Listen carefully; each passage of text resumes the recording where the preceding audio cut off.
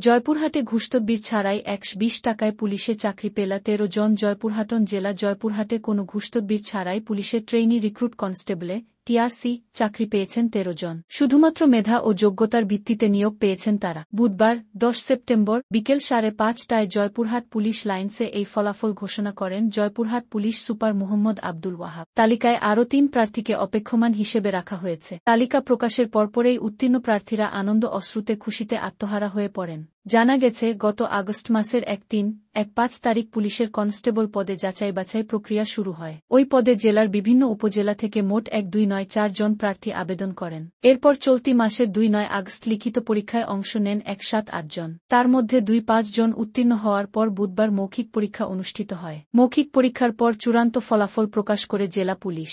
Joypurhat police super Muhammad Abdul Wahab বলেন, সম্পূর্ণ স্বচ্ছতার ভিত্তিতে মেধাবী ও যোগ্যদের মূল্যায়ন করা হয়েছে। যা চাকরি পেয়েছেন তাদের বেশিরভাগ গরিব ও হতদরিদ্র। অনেকের মাঝে ধারণা আছে পুলিশের চাকরি মানেই ঘুষ ও তদবিরের জোর লাগে, কিন্তু আমরা সেই ধারণা পাল্টে দিতে চাই।